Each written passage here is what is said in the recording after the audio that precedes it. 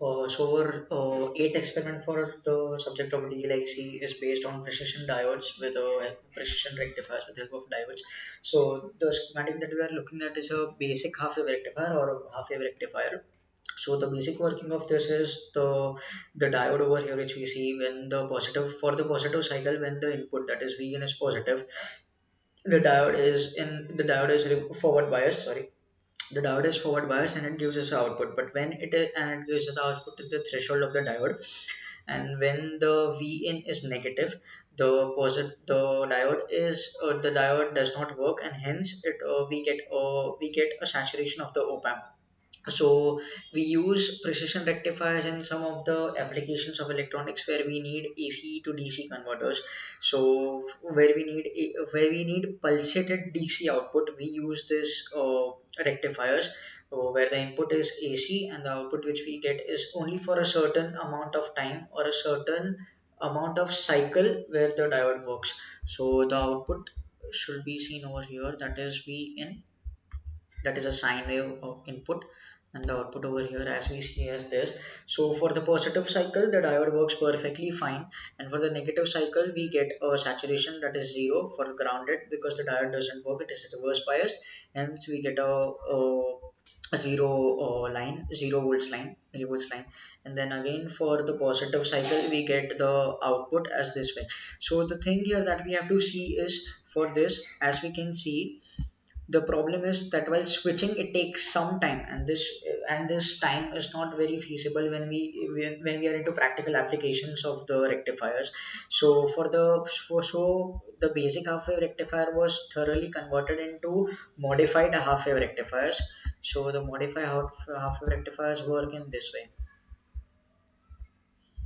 Yeah, so this is a modified half wave rectifier which has a combination of two diodes.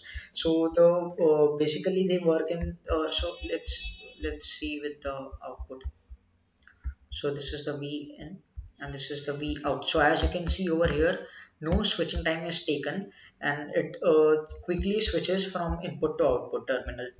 So the working is in such a way that when for the positive terminal D2 is forward biased, when the D2 is forward biased, and it works in perfectly fine way. But when D2 is forward biased, and hence we can see at the output over here that for V in and V out. But as we see that for the positive cycle we get a zero output. That is due to this reason that when the V in is positive cycle, the D2 is forward biased, and the output given and the output is given to the D1, which goes into reverse bias, and for the reverse bias it gets grounded. Hence the output feedback is negative, and hence it doesn't work. So for the positive cycle we get a negative voltage, we get saturation. And when the for the negative cycle the D2 is reverse bias, and we get the negative output over here, and it goes back for minus R3 upon R4 V in. So the minus 0.7 goes back and gets multiplied with the minus R3 by R4, that is the output gain of the inverting op amp, and hence we get a positive output. So as we can see over here the output, so for the positive cycle we get a saturation output, and for the negative cycle we get a positive output without the time taken to switch between those two modes. So the third one will be a full wave rectifier. Let us open the schematic. Yeah. So this is a full wave rectifier, and this also contains combination of two diodes, and which we will see in working as this way. So when the V in positive cycle, so when a positive cycle is given through the op amp over here, so it goes and the D1 gets into forward bias, and D2 is reverse bias. So when D1 is forward bias, it conducts, and as the D2 is reverse bias, hence the second, that is non-inverting terminal of this op amp, is grounded.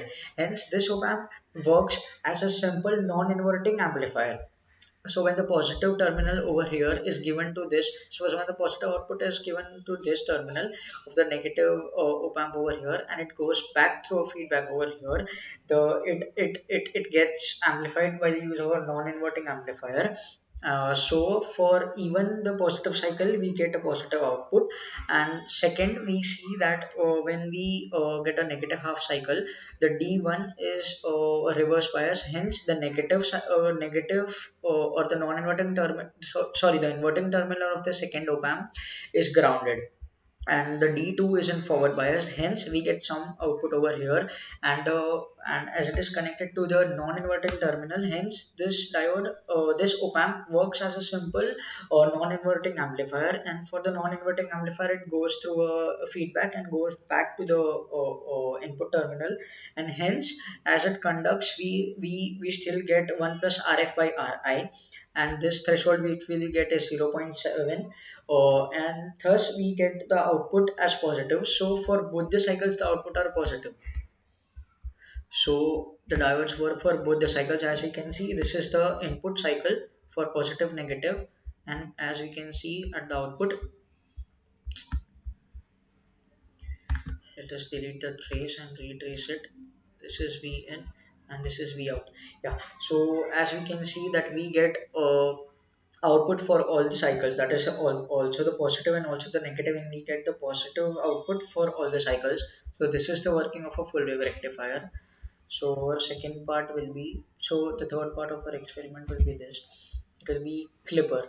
So let's start with the negative clipper. So negative clipper, from the name which we can guess that the negative side, or the negative part of the cycle will be clipped out of the output. So as we can see that we have used positive reference VREF over here, that is 0.25 or 250 millivolts. Hence, we can guess that whenever the input goes below 250 millivolts, it will be clipped out on the negative side. So let us check over here. This is V in and this is V out. Yeah, so this is a negative clipper, and as we can see that whenever the output goes above 250 millivolts, it gets clipped out.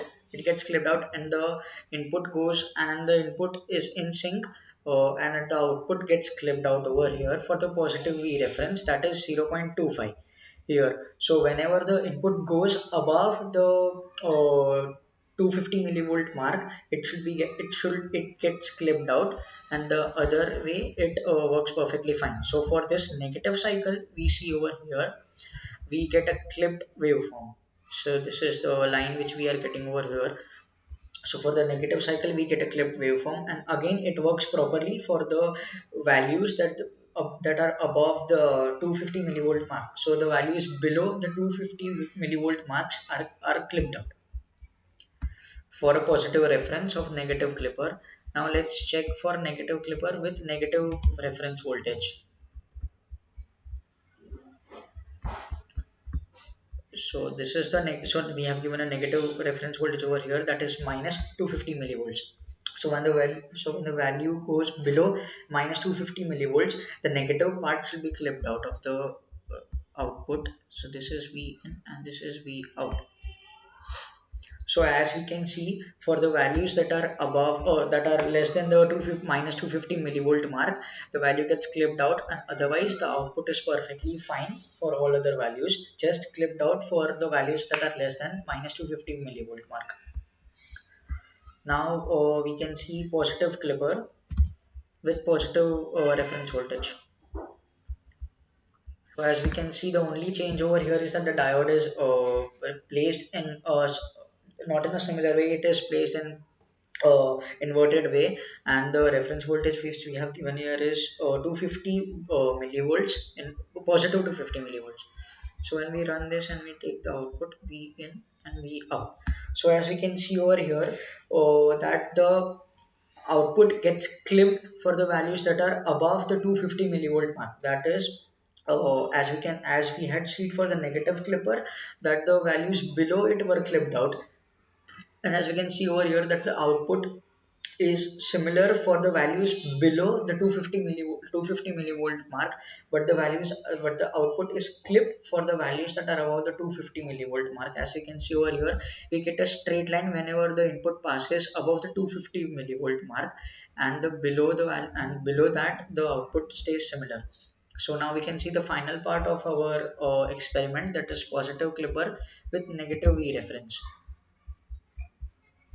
So this is the schematic for it. The negative V reference, as we can see, is minus 2.5 volts or minus 250 millivolts. So as we can see over, when we run it, V in and V out. So as we can see that the for the positive cycles, that whenever the values are greater than the minus 250 millivolt mark, the values are the output is clipped out. So as you can see, this is the minus 250 millivolt mark, and as we can see that the values are above it and rising till that time, we get the output that is clipped. And whenever at this point of time, when the input goes below the minus 250 millivolt mark, we get an output. And this goes on working like this. We get a clipped output for the mark that are above the 250 millivolt, and we get output which are below the minus 250 millivolt mark. So this was the final part for our experiment 8 for DLIC. Thank you.